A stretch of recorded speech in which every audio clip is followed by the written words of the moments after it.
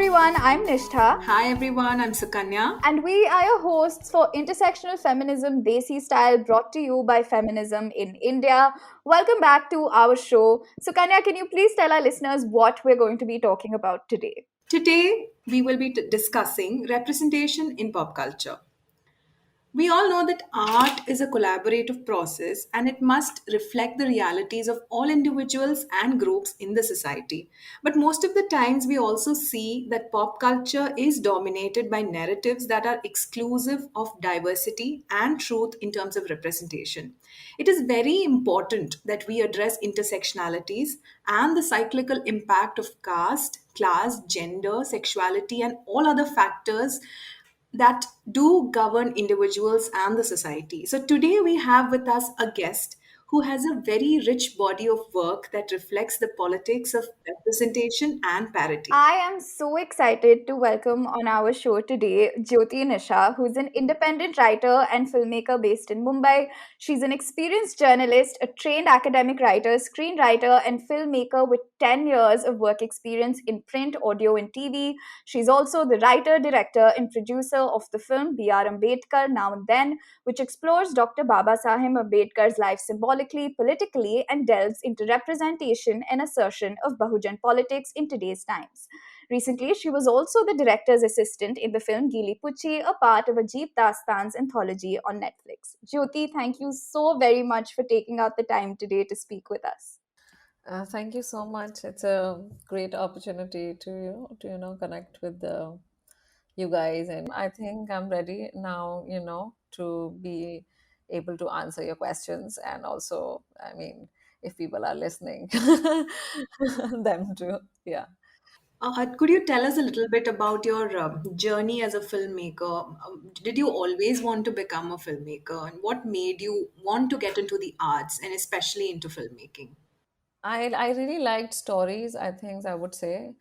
I mean, there was like a transition I went in my life as I worked, and I think whatever I was choosing was very, very intuitive in the way, in the kind of choices I was making, from going to a journalism school, then working from Times of India, then going to a film school, and then just sort of struggling it out there, figuring your life, and but also like having trying to figure a place for yourself.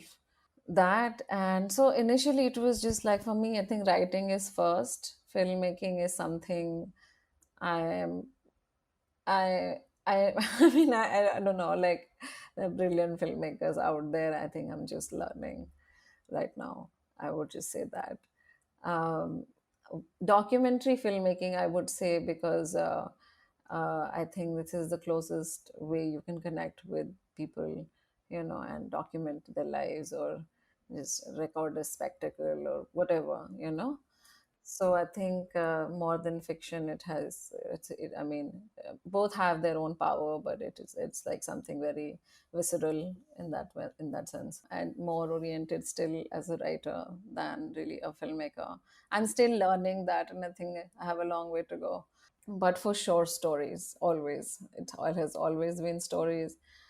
And going to tests, and then you start placing yourself in some ways, and um, then finding a language to articulate representation, and this gaze, and this way of looking, um, which I did not see, like in my film school.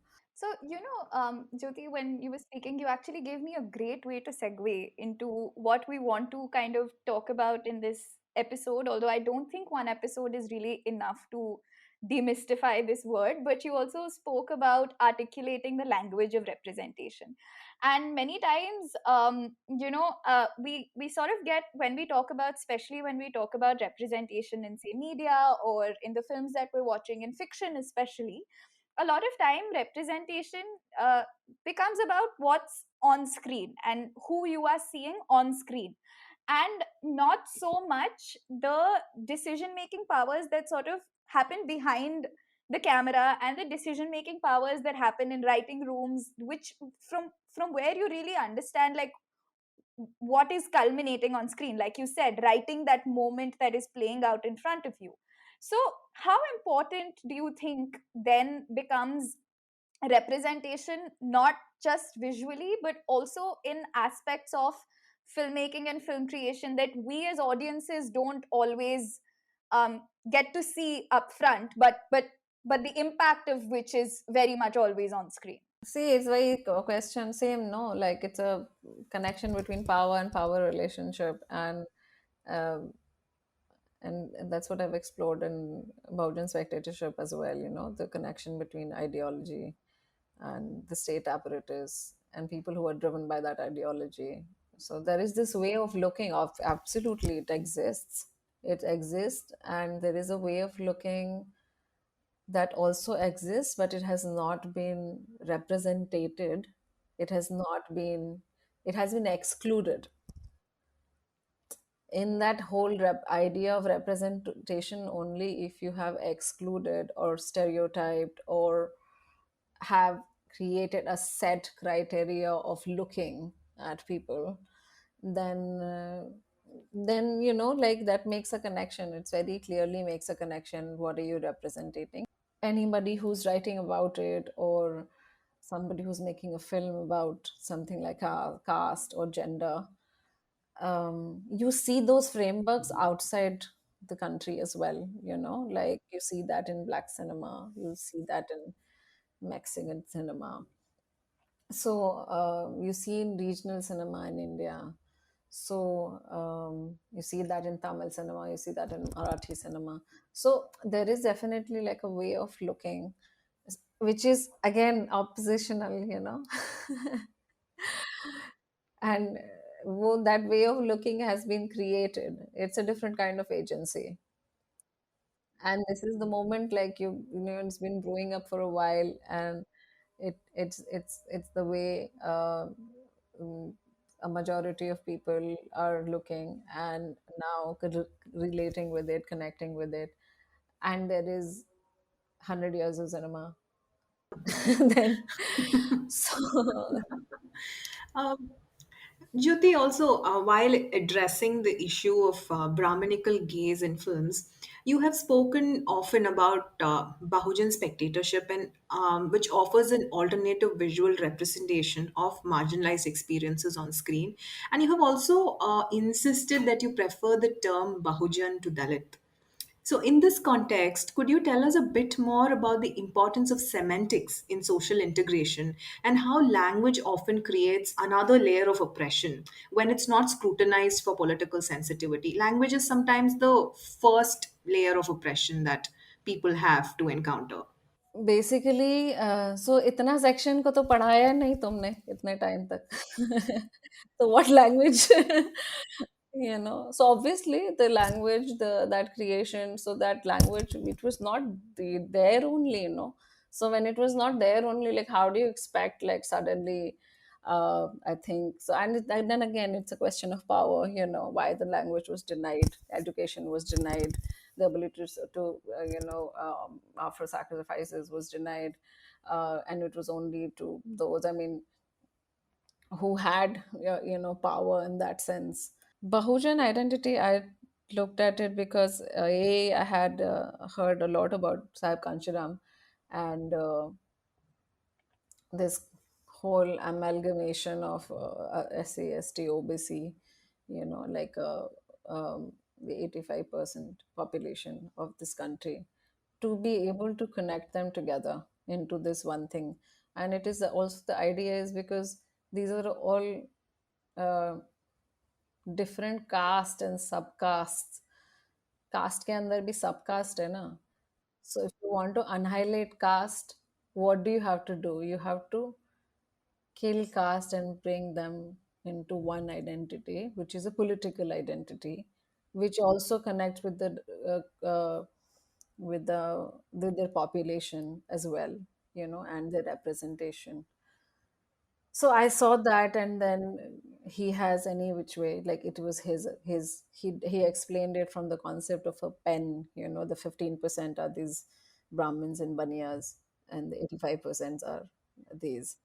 So, and then you look at the country in that sense, and the power structures, and it's a collective identity, it's a political identity, it has been actualized, it is in people's memory already, it is a knowledge that exists. If when you talk to people, when we're talking about new ideas, then you can refer to something that has happened, that has been, I mean, that has been led, like, come on, people are talking about it right now as well. So I thought, like, I felt like this is like a more appropriate term to have, like, because you want to annihilate caste, then this is this is the way you will have to annihilate caste. It's not going to be, like, and also obviously, I mean, in Maharashtra, there is like a rich, the literature, and it's more like I also see it's like a literary currency as well as like a political currency as well.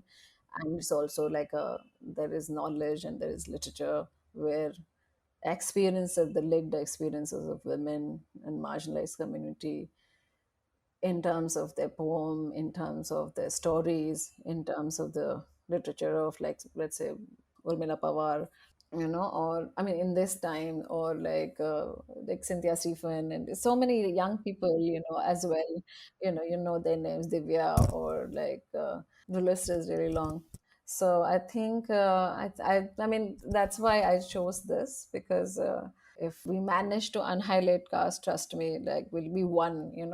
In that sense, like, I feel as a in a very philosophical and aspirational way, and having this aspiration which is political and social in nature. um, I see that this term and this collective and this kind of a language and articulation, this kind of knowledge, is a more bigger way. It's like music. So, when we talk about pop culture, because even say the internet forms such a big part of it, and we sort of see now that, um, content is being held to a higher standard. When we have film critics, we had Anna M. Vetikad earlier on the show, and even how there is now a growing sense of wanting to be more aware, more politically correct with the kind of content that you are putting out. And there is to some degree, like, it may be minute, but to some degree there is slightly higher accountability that we can see. But this also gets muddled, right? Because there's this growing attempt to come across as aware and to come across as woke, which sometimes ends up just manifesting in the savior complex and manifesting in this sort of narrative that is, देखो हम कितने अच्छे लोग हैं, हम कितना अच्छा काम कर रहे हैं, and so on and so forth. So it's not genuine allyship. Sometimes it is the savior complex. So how do you suggest towing this line? How can creators tow this line of being genuine in their efforts to tell stories, vis-a-vis capitalizing on what is trending? See, we're living in this country.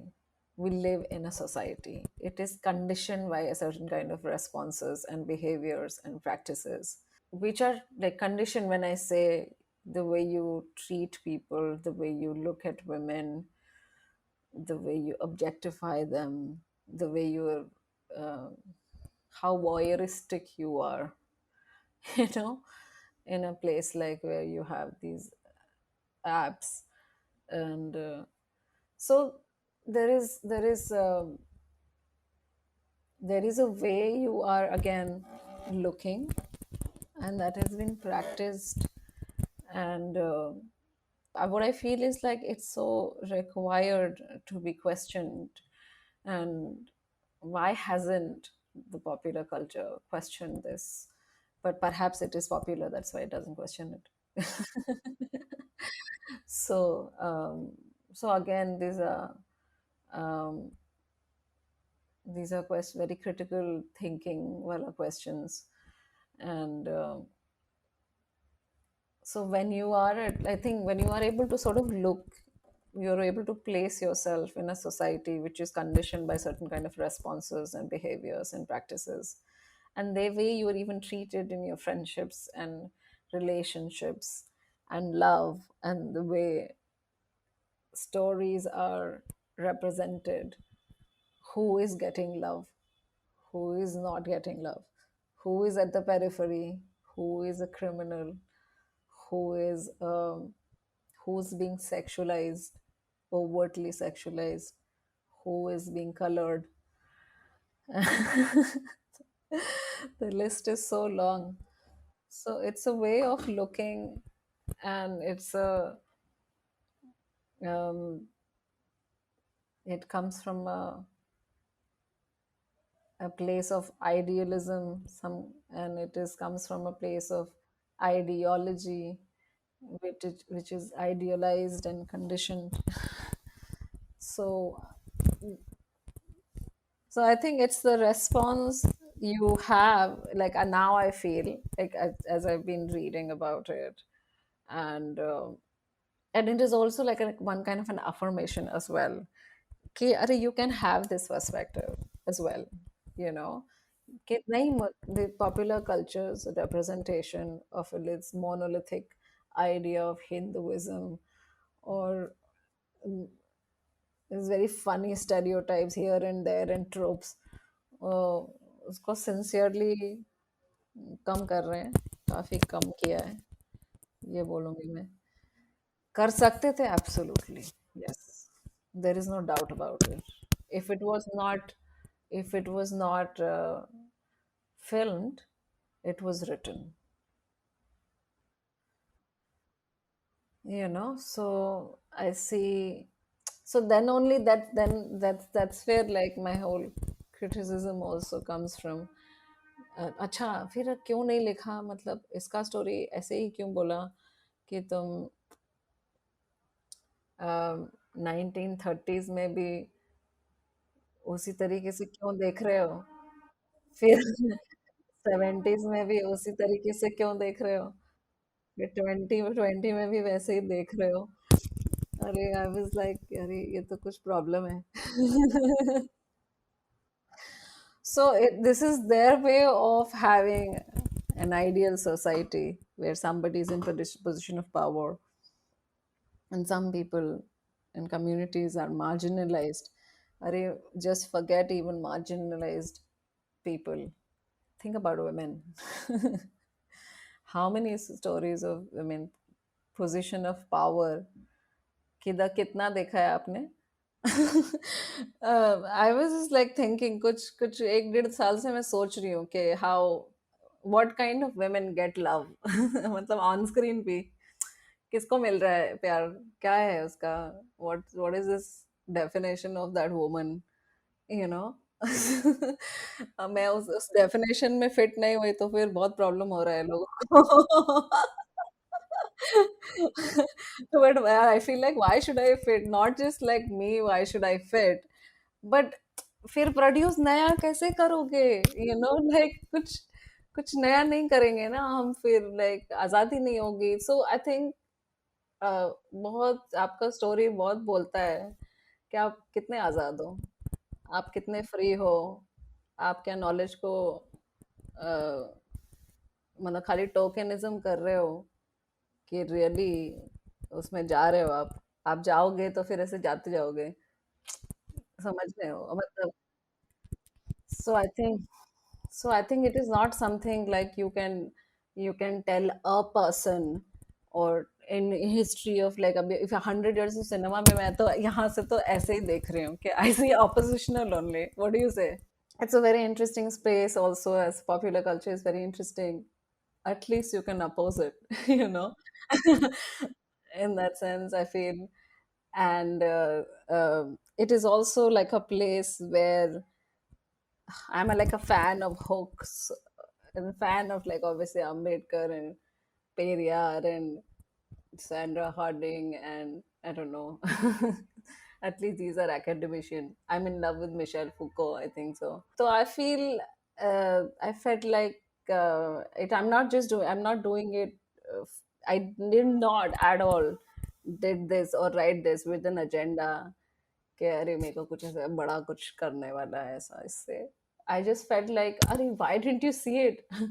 You know, like the question is this: your ways of seeing it also comes from the way you have been conditioned, the literature that you have read, the stories that you've heard, the rituals that you have done in your in your practices of like birthdays and marriage, or I don't know, जिसमें भी होता है ritual, तो वो दिखाई देता है, वो दिखाई दे रहा है. And the way I have been seeing it is so different, like, and and it just feel like अरे कि मैं ही नहीं देख रही हूँ.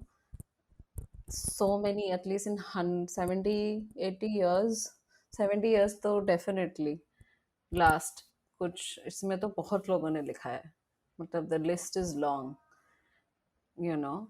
So as academicians um, or even like writers from the community. So this connection अब किसको करना है ये तो उसका, मेरा जिम्मेदारी थोड़ी ना है बताने की. आप कर लो, आपको करना है तो आप कर लो, मतलब उतना ही है, मैं इतना ही बोलती हूँ.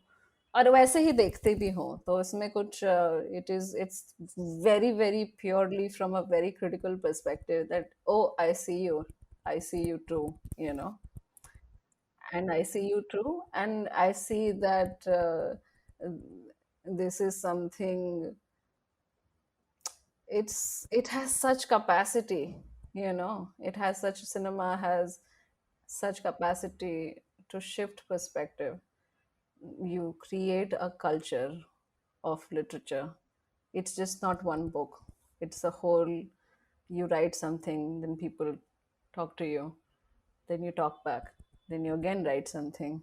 So you're talking, you having this conversation going on, so you create a culture. And some cultures, some, you very very very like in a very casual way, in a very irresponsible way, you're appropriating it, you're appropriating their literature, their movements, their stories, their icons, their symbols, their dresses, their folk songs. अरे बहुत list बहुत लंबी है. सो आई सी कि connection बहुत possible है. And and it, I just feel like this is something that needs to be uh, questioned. Accountability, yes. If you'll ask me कि कैसे होगा, तो accountability होती बनती है. Julie, when we talk about representation in these terms, also another phrase that we often hear being used is about passing the mic in terms of allyship. So we sometimes, when we talk about passing the mic, in the broader context of allyship, we also sometimes tend to forget that the mic needs to be passed now, but ultimately we need to break the stage. So, do you think that there are dangers in the present conversation and on representation? That is, do you feel that the present conversations, mainstream conversations on representation and caste, do you think that exists comfortably within the status quo and does not challenge it? Yeah, again, this is like a very such a personal question, आप पता नहीं मुझे, हो भी सकता है. Philosophy के perspective philosopher के पर्सपेक्टिव से सोचूंगी, आर्टिस्ट के तरीके से सोचती हूँ, तो हो सकता है, लगता है मुझे. पर सोशल साइंटिस्ट के पर्सपेक्टिव से सोचती हूँ तो लगता है कि एफर्ट लगेगा ब्रो. सो आई फील आपको पॉसिबिलिटी है. I think I have always seen it like that, and I give that benefit of doubt to anybody. And I think actions require effort. You just don't do it and just pass on. I think you think about it, you spend some time thinking that you want to do this or not. and if you're doing it, why this action is important. Why are you're not just doing it for somebody else, you're doing it for yourself. Let me tell you, if you are trying to validate something that you maybe think you lack, or you think that maybe your action is going to make a difference in the world, but trust me, लोग बिना सोच के काम करते हैं जिनको करना होता है। उनको कोई फर्क नहीं पड़ता है कि आर्टिकल में 1500 रुपये मिल रहे हैं कि 20,000 रुपये, या या फिर कैडर मीटिंग में जाना है, या लोगों से मिलना है, या लिटरेचर बांटना है आपको। It's just like a it's a different it's a different action only, you know you really do it. So if you want to do that, as when you see it, I think when you are able to see that this disparity for real, let's मतलब मान ही लेते हैं ना कि है, power equation है, और मुझे लगता है कि ये जिम्मा, मुझे लगता है कि प्लीज ये कम्युनिटी को बार बार ऐसे पुश करते रहे कि तुम लोग उठाओ, तुम लोग उठाओ, वैसे नहीं चलता है। मुझे ऐसे लगता है कि as a country, only when you come together, which again like is this whole concept of fraternity, ये fraternity आएगा कैसे when you don't feel for what I feel? There is no fraternity, you know. So if there is fraternity, then you'll have to you step back, you become ready to sacrifice, and you sacrifice without throwing a tantrum. If you really, because I think that's what accountability means, क्यों आप ले लेते हो, मुझे नहीं लगता है at a I think so. Let me tell you from a very personal experience. My father passed away when I was 16. Suddenly, um, I have a big family, but I'm obviously in love with my mother. Was in love with her. Still in love with her. So it really scared me a lot seeing her in so much pain. And she was a diabetic patient as well. And सिर्फ दो siblings की शादी हो गई थी, बाकी लोग कुछ काम धाम ढूंढ रहे थे। आई वाज सो मैं स्कूटर चलाना आता था मेरे को, काइनेटिक चला के मैं उनको दवा ले जाने जाती थी। And I just nobody gave me this responsibility. It was definitely spending time with my mother, but it I felt like, oh, you got to do it, you have to do it, like you don't have a choice now, you have to do it. So if I have to do it, let me say, like if I have to even own up something and put my effort, discipline, commitment to doing something, then उसके बाद में रो के क्यों करना है यार, like chill करो ना। मेरे को तो यही लगता है, तो मुझे लगता है अरे चिल कर, मैं चिल करके कुछ भी कर सकती हूँ। ठीक है। मेरे को स्ट्रेस नहीं चाहिए, मतलब मुझे लगता है, और एज एन, और वो इसलिए नहीं, not only at the personal level, when you are an artist, भाई मेरे को कोई लोड नहीं चाहिए, मेरे को फ्री रहना है। ठीक है। because unless you don't you're not able to afford that time in your life where you are able to reflect, इतना टाइम है तुम्हारी लाइफ में अगर थोड़ा रिफ्लेक्ट करने का, then action is possible, reflect करना तो शुरू करो अभी। and I think yeah, just chill man, like it's कोई ऐसा load। This is so refreshing because as feminists, everybody's asking us to chill. हाँ For the first time, you're like, you chill, yeah, we're fine. हाँ, तो chill करो, मतलब क्या ऐसा load थोड़ी ना उठाया है, मतलब इसमें क्या है। आई फील, या सो आई जस्ट फील लाइक कि कोई वो का नहीं है, फालतू का लैंग्वेज है, नया नया निकाला है अभी, like I think also in every 10 years you have these new terms in the vocabulary which every generation sort of you know uh, imbibes and then practices. For example, I think back in 2007 or 9, I said what's up.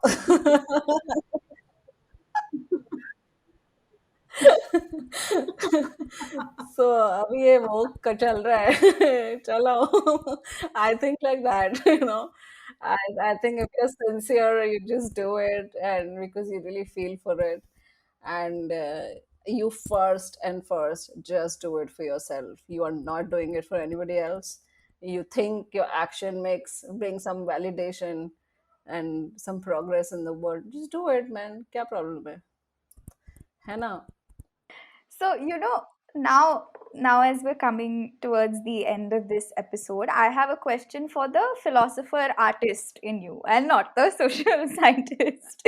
So, I have removed that dichotomy, that dilemma to begin with only.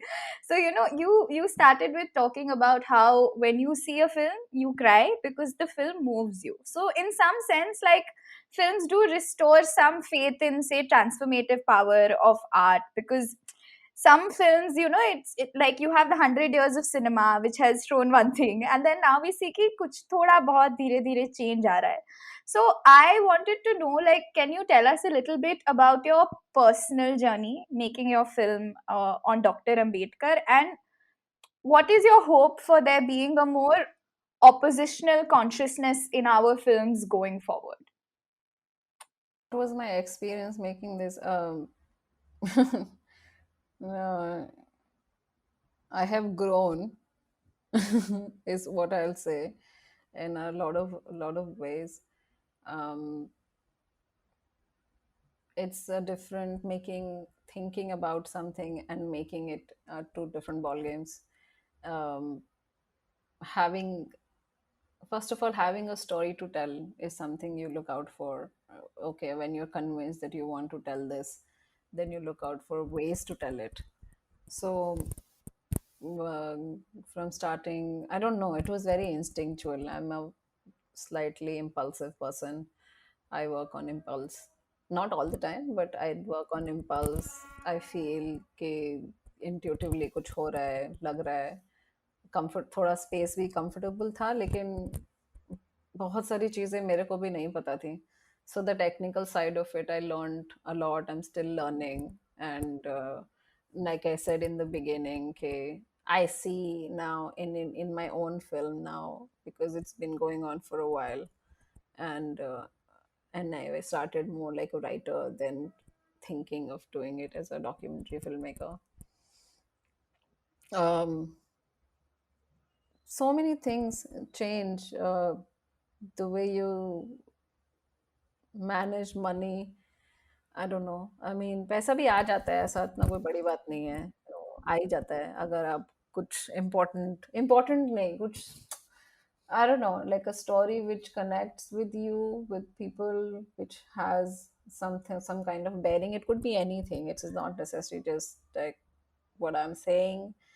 I felt very very strongly there is a two there are definitely two imaginations of a nation, and maybe that is from my perspective. North eastern कुछ और बोलेंगे. But certainly there is like a lot of things I learned in terms of perspective, the technical side of the film, trying to raise the funds for the film, trying to not lose my mind over these years, and constantly going and coming back to be able to record things that seems significant to me, that seems significant. uh, I mean, in the way like I see Baujan spectatorship, like this whole uh, way, this gaze, this way of looking, I see it everywhere, you know.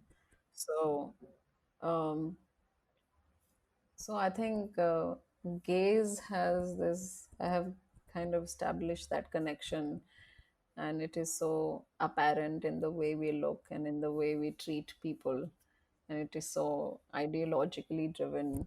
सब घूम फिर के वहीं पे आ जाता है.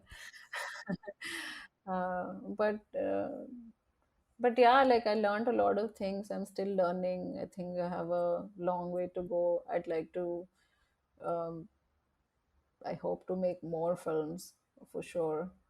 Um, yeah. Absolutely, Jyoti. So I think we've come to the end of this episode of the podcast, and we spoke about so many things. This has been such a fun and a deeply layered episode. You spoke about filmmaking, you spoke about representation, about caste, and the history of language and casteist representation. But most importantly, I think you also spoke about feeling, about how art or any form of expression should primarily come from a radical sense of empathy and a radical sense of wanting to connect to the basic human experiences and emotions of people around you. And that, I think, is something that I will always remember from this conversation. Thank you, Jyoti. Yeah, thank you so much, Jyoti, for coming and giving us the time. It was such a delightful, such a fun conversation, and everybody needs to chill. I love that. Yeah, yeah. Thank you so much. It was fun. I mean, this is the way I look at the world. This is my lens. It's not like, I don't know, on a different note, it's not like this way of looking or even creating. It's just not like, अरे resist ही कर रहे हैं नहीं, like बहुत chill करके लोग काम वाम कर रहे हैं, life भी जी रहे हैं. सब लोग रोते नहीं है, मर नहीं रहे सब लोग, so To everybody who's listening, thank you so much for joining us on this great conversation. And do tune in next to next Thursday, wherever you get your podcast, to listen to our next episode. And as always, thank you so very much for tuning in.